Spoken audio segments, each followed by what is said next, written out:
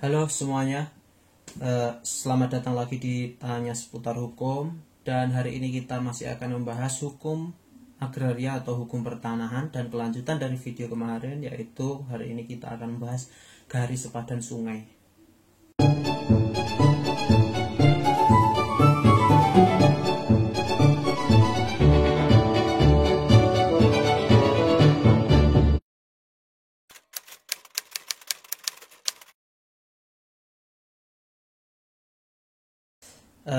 Jadi pembahasan selanjutnya yaitu mengenai garis padan sungai. Buat kalian yang pernah melihat tanah-tanah atau bangunan-bangunan yang digusur, bangunan-bangunan yang berada di pinggir sungai itu digusur, itu pasti tidak memenuhi aturan yang disebut garis sepadan sungai. Jadi alasan penggusuran lahan itu pasti ada. Menurut saya cuma ada 3 alasan. Yang pertama, tidak sesuai dengan tata aturan. Misalnya tanah yang berada di pinggir jalan tidak sesuai dengan garis sepadan jalan dan garis sepadan bangunan. Dan yang kedua, tidak sesuai dengan garis sepadan sungai apabila tanahnya atau bangunannya berada di pinggir sungai. Dan yang ketiga, Anda mendirikan bangunan tidak berada di tanah Anda sendiri atau tanah-tanah yang sedang dalam sengketa. Dan yang paling sering adalah ketiga alasan tersebut kenapa bangunan atau tanah kalian digusur. Dan untuk kali ini kita akan membahas mengenai garis sepadan sungai ya, yaitu garis minimal yang diberlakukan terhadap bangunan yang masyarakat bangun. Jadi jarak minimal dari bangunan dan sungai. Jadi untuk aturan yang sesuai atau regulasi hukumnya di sini bukan undang-undang, yaitu peraturan Menteri Pekerjaan Umum ya. Peraturan Menteri Pekerjaan Umum dan Rumah Rakyat PUPR ya. Ini peraturan nomor 28 tahun 2015 tentang penetapan garis sepadan sungai dan garis sepadan danau. Jadi tidak hanya sungai. Ketika bangunan kalian berada di pinggir danau dan tidak sesuai dengan garis sepadan danau, itu ada kemungkinan tanah kalian, ketika tanahnya mungkin ada perluasan danau, tanah kalian pasti akan digusur. Dan ketika tanah kalian ada bangunannya juga akan digusur juga. Jadi saya akan jelaskan mengenai garis sepadan sungai dan garis sepadan danau ya, ini mirip-mirip juga. Jadi kalau kita lihat di Wikipedia ya, di sini garis padan adalah garis batas luar pengamanan yang ditetapkan dalam mendirikan bangunan. Kalau garis sepadannya garis padan sungai, jadi garis luar pengamanan pada saat mendirikan bangunan di tepi sungai. Kalau berdasarkan peraturan menteri di sini, di dalam pasal 1-nya ya, tentang peraturan menteri PUPR ini ya. Jadi garis sepadan, bentar saya cari dulu ya. Garis padan ini di ayat 10 ya, pasal 1 butir 10.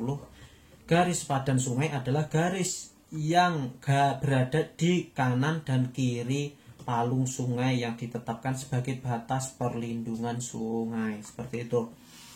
Dan di garis padan sungai di sini di pasal 4 ya, di pasal 4 di sini ada beberapa kriteria. Jadi ada 4 kriteria. Yang pertama, garis padan sungai yang bertanggul, yang berada di perkotaan. Yang kedua, garis sepadan sungai yang tidak bertanggul yang berada di perkotaan. Yang ketiga, garis sepadan sungai yang bertanggul di kawasan di luar perkotaan. Dan garis sungai yang tidak bertanggul di luar kawasan perkotaan. Jadi ada 4 tipe ya. Jadi nanti saya cantumin biar gak bingung ya, ada 4 ini. Dan aturannya ada sendiri-sendiri. Oke.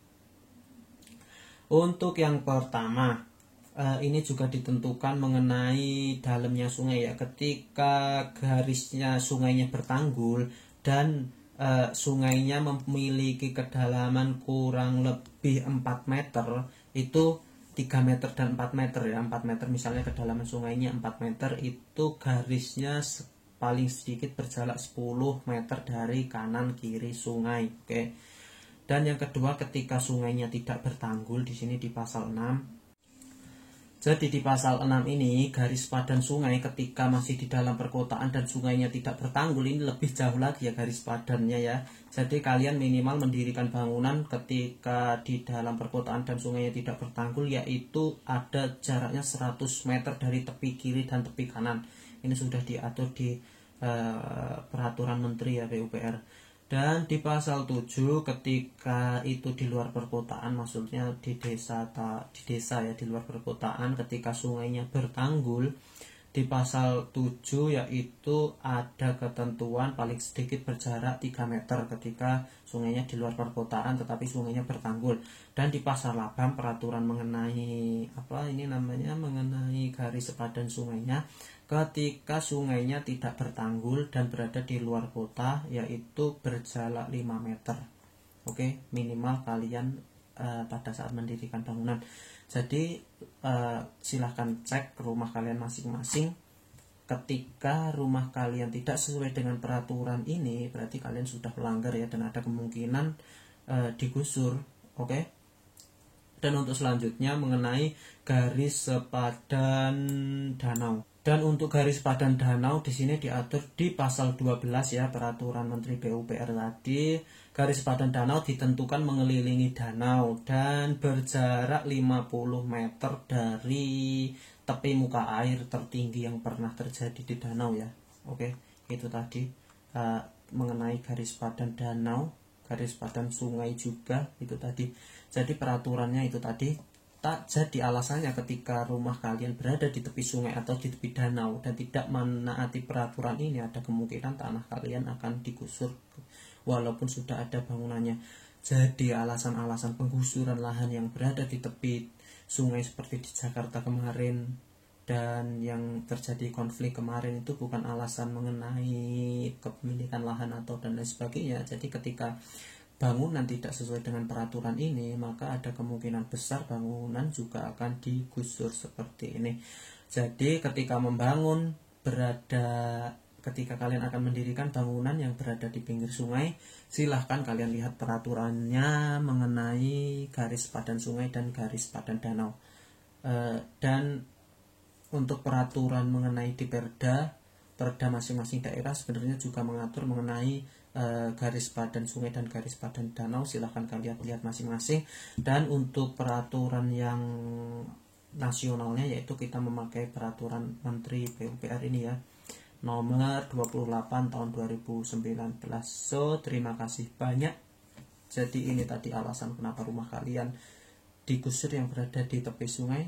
Jadi taati peraturan dan jangan membangun rumah di tepi sungai yang tidak sesuai peraturan ya. Terima kasih banyak. Dah.